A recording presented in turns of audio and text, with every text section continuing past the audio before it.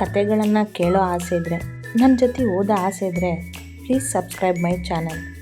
ಕತೆ ಇಷ್ಟ ಆದರೆ ಲೈಕ್ ಮಾಡಿ, ಶೇರ್ ಮಾಡಿ, ಕಮೆಂಟ್ ಮಾಡೋದನ್ನು ಮಾತ್ರ ಮರಿಬೇಡಿ. Welcome to my channel. ನನ್ನ ಕತೆ ನಿಮ್ಮ ಭಾವ. ಪ್ರತಿ ಕಥೆಯಲ್ಲೂ ಒಂದು ಭಾವನೆ ಇದೆ. ಅಭಿ, ನೀನು ಆಫೀಸ್ಗೆ ಹೋಗಿರು, ನಾನು ಅಶ್ವಿತಾ ಜೊತೆ ಹೋಗ್ತಿದ್ದೀನಿ ಎಂದರು ಭಾರ್ಗವ್. ಎಲ್ಲರೂ ಒಟ್ಟಿಗೆ ತಿಂಡಿ ತಿನ್ನಲು ಕುಳಿತಾಗ, ಹಾಂ ಅಪ್ಪ ಎಂದನವ. ಏನು, ತಂದೆ ಮಗ ಒಂದಾಗಿರೋ ಹಾಗಿದೆ ಆಗಲೇ ಎಂದಳು ಅಶ್ವಿತಾ. ಹಾಂ, ನಿನ್ನೆ ರಾತ್ರಿ ಟೆರೆಸ್ ಮೇಲೆ ಪಾರ್ಟಿ ಆಗಿದೆ ಅಶು, ಅದಕ್ಕೆ ಇಬ್ಬರು ಅಷ್ಟೊಂದು ಆರಾಮಾಗಿದ್ದಾರೆ ಎಂದರು ಪೂರ್ಣ ಮುಖ ಉಬ್ಬಿಸಿ. ಏನು, ನಮ್ಮನ್ನೆಲ್ಲ ಬಿಟ್ಟು ಪಾರ್ಟಿನಾ ಎಂದ ಅಥರ್ ಪಕ್ಕದಲ್ಲಿ ಕುಳಿತಿದ್ದ ಅಭಿಯನ್ನು ನೋಡುತ್ತಾ. ದಿಸ್ ಈಸ್ ನಾಟ್ ಫೇರ್ ಅಣ್ಣ ಎಂದ. ಪಾರ್ಟಿ ಅಂತೇನಿಲ್ಲ ಅಥರು, ಅಪ್ಪನ ಹತ್ರ ಸಾರಿ ಕೇಳಬೇಕಿತ್ತು, ಕೇಳಿದೆ ಎಂದ ಭಾರ್ಗವರತ್ತ ಮೆಚ್ಚುಗೆಯ ನೋಟ ಹರಿಸಿ. ಅವರ ಜೊತೆ ಮಾತಾಡಿ ಮುನಿಸು ಬಿಟ್ಟಿರುವನೆಂದು ಅವನೇನು ಖುಷಿಯಾಗಿರಲಿಲ್ಲ, ಗಂಭೀರವಾಗಿಯೇ ಇದ್ದ. ಆದರೆ ಅಮ್ಮ, ಇದೆಲ್ಲ ನಿಮಗೆ ಹೇಗೆ ಗೊತ್ತಾಯಿತು ಕೇಳಿದ ಅಭಿ ಪೂರ್ಣರನ್ನು ನೋಡುತ್ತಾ. ನಿನ್ನೆ ರಾತ್ರಿ ನಾವಿಬ್ಬರು ಮಾತಾಡುವಾಗ ಬಾಗ್ಲಲ್ಲಿ ನಿಂತ್ಕೊಂಡು ನೋಡ್ತಿದ್ಲು ಅಭಿ ನಿಮ್ಮಮ್ಮ ಎಂದರು ಭಾರ್ಗವ್ ಮಡದಿಯತ್ತ ಛೇಡಿಸುವ ನೋಟ ಹರಿಸಿ. ಪೂರ್ಣ ಮೂತಿ ತಿರುವಿದರು. ರಾತ್ರಿ ಅವರಿಬ್ಬರ ಮಾತಿನ ಮಧ್ಯೆ ಎದ್ದು ನಡೆದಿದ್ದ ಪೂರ್ಣರವರು ತಂದೆ ಮಗನ ಮಾತು ಕೇಳಿಸಿಕೊಂಡು ಕೆಳಗಿಳಿದಿದ್ದರು. ಈಗ ನೆಮ್ಮದಿ ಅವರಿಗೆ. ಅಂತೂ ತಂದೆ ಮಗ ಒಂದಾದರೆ ನಾವು ಮದುವೆ ಕಾರ್ಯ ಮುಂದುವರಿಸಬಹುದು ಹಾಗಾದರೆ ಎಂದರು ಶರಾವತಿ ಅಜ್ಜಿ. ಹಾಂ ಅಮ್ಮ, ಇವತ್ತು ಅನಿರುದ್ಧ್ ಜೊತೆ ಮಾತಾಡ್ತೀನಿ ಎಂದವರು ಆಯುಷ್ ಮತ್ತು ಅಮೃತಾರನ್ನು ನೋಡುತ್ತಾ. ನೀವಿಬ್ಬರು ಅನಿರುದ್ಧ್ ಜೊತೆ ಮಾತಾಡೋದಿದ್ರೆ ಬನ್ನಿ ನನ್ನ ಜೊತೆ ಎಂದರು. ಅಶ್ವಿತಾ ಅವರ ಮಗಳೆಂದು ಕೇಳಿದರಷ್ಟೇ.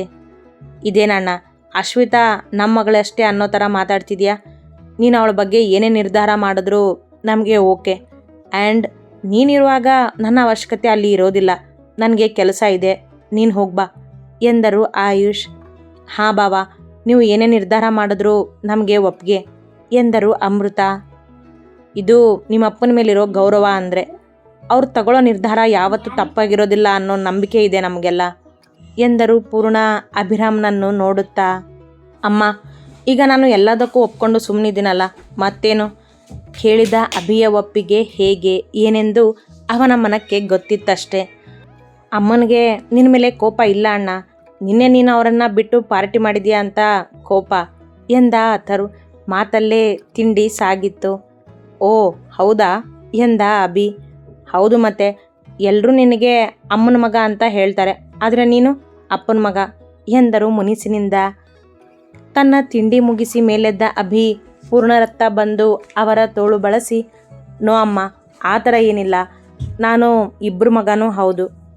ನಿನ್ನೆ ಅಪ್ಪನ ಮೇಲೆ ಕೋಪ ಮಾಡ್ಕೊಂಡಿದ್ದೆ, ಅದಕ್ಕೆ ಅವ್ರ ಜೊತೆ ಮಾತಾಡಿದೆ ಅಷ್ಟೇ ಎಂದ ಅಪ್ಪಿ. ಗೊತ್ತಿದೆ ನನಗೆ ಎಂದರು ಪೂರ್ಣ.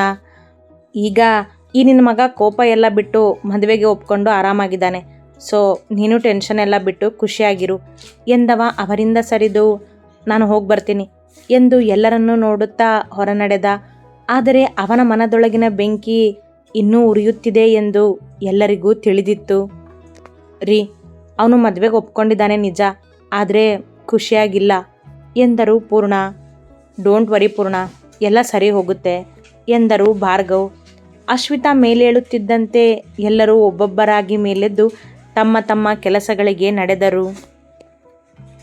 ಐ ಆಮ್ ಸಾರಿ ಅನಿರುದ್ಧ್, ನೀನು ನಮ್ಮ ಮನೆಗೆ ಬಂದಾಗ ಸರಿಯಾಗಿ ಮಾತಾಡೋಕ್ಕೆ ಆಗಲಿಲ್ಲ ಎಂದರು ಭಾರ್ಗವ್ ಎದುರಿಗೆ ನಿಂತಿದ್ದ ಅನಿರುದ್ಧನಿಗೆ. ಇಬ್ಬರೂ ಆಫೀಸ್ನಲ್ಲಿನ ಕ್ಯಾಂಟೀನಿನಲ್ಲಿ ಮಾತನಾಡುತ್ತಾ ನಿಂತಿದ್ದರು. ಅಶ್ವಿತಾ ಕೂಡ ಅವರ ಜೊತೆಯೇ ಇದ್ದಳು.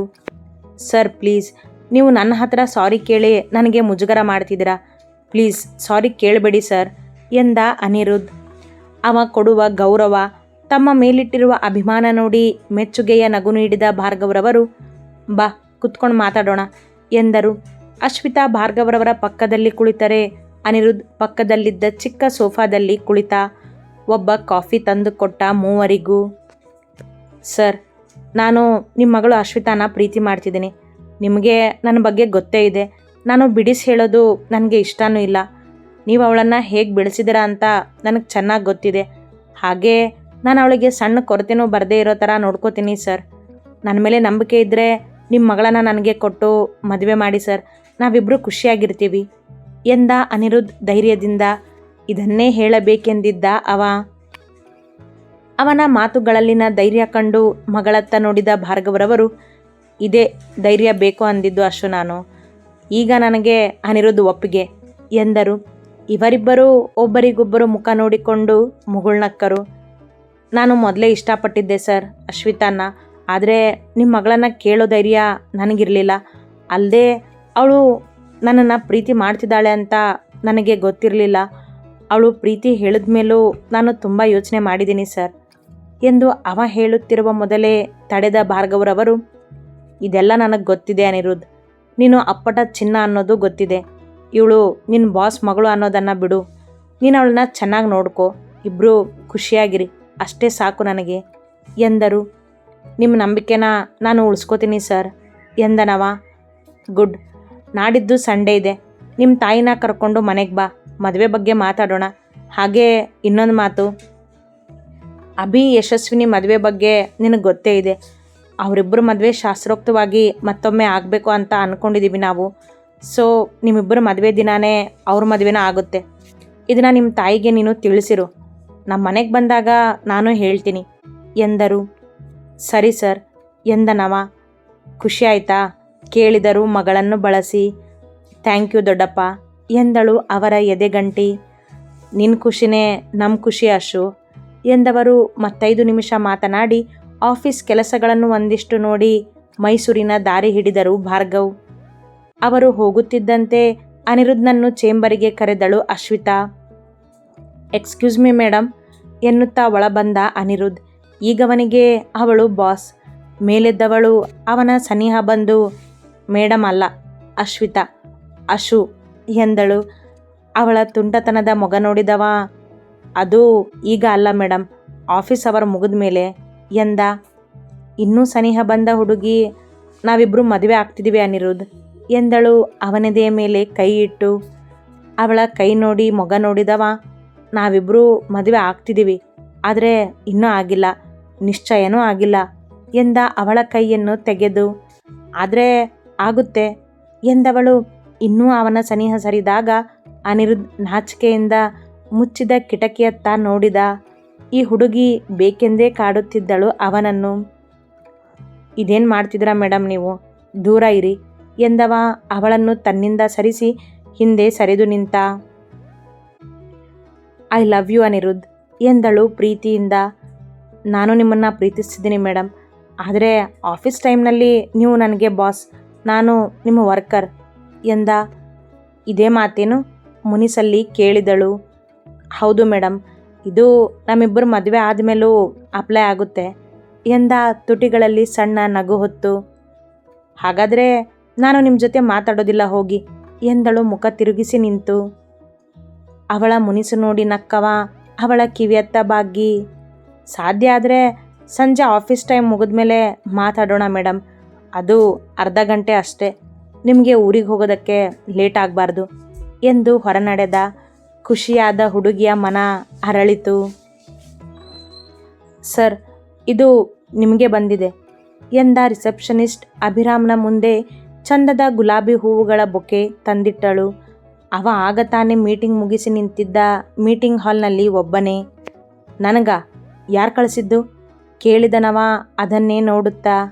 ಗೊತ್ತಿಲ್ಲ ಸರ್, ಜೊತೆಗೆ ಲೆಟರ್ ಇದೆ ಎಂದಳು. ಓಕೆ, ನೀವು ಹೋಗಿ ಎಂದವ ಬೊಕ್ಕೆ ಹಿಡಿದು ಅದರಲ್ಲಿನ ಲೆಟರ್ ಹಿಡಿದು ಬಿಡಿಸಿದ. ಮೈ ಡಿಯರ್ ಅಭಿ, ನನ್ನ ಕಡೆಯಿಂದ ನಿನಗೆ ಮೊದಲನೇ ಗಿಫ್ಟ್ ಎಂದು ಬರೆದಿತ್ತಷ್ಟೇ. ಗಿಫ್ಟಾ? ಯಾರು ಕಳಿಸಿದ್ದು? ಇದರಲ್ಲಿ ಹೆಸರೇ ಇಲ್ವಲ್ಲ ಎಂದು ಅವ ಬೊಕ್ಕೆ ಹಿಡಿಯುವುದಕ್ಕೂ ನಾನೇ ಕಳಿಸಿದ್ದು ಅಭಿ ಎನ್ನುತ್ತಾ ಅವನೆದುರಿಗೆ ಪ್ರತ್ಯಕ್ಷವಾದಳು ಯಶಸ್ವಿನಿ. ಕೈಯಲ್ಲಿದ್ದ ಬೊಕ್ಕೆಯಲ್ಲಿನ ಚಂದದ ಹೂವುಗಳೆಲ್ಲ ಬಾಡಿ ಹೋಗುವಷ್ಟು ಕೋಪ ಅವನ ಮೊಗದಲ್ಲಿ ಮೂಡಿತು ಅವಳನ್ನು ಕಾಣುತ್ತಲೇ. ಅತಿ ಹೆಚ್ಚಿನ ಕಥೆಗಳಿಗಾಗಿ ಹಿಂಬಾಲಿಸಿರಿ ಪ್ರತಿಲಿಪಿ ಆ್ಯಪ್ನಲ್ಲಿ ಪ್ರತಿಮಾ SH ಅವರನ್ನು.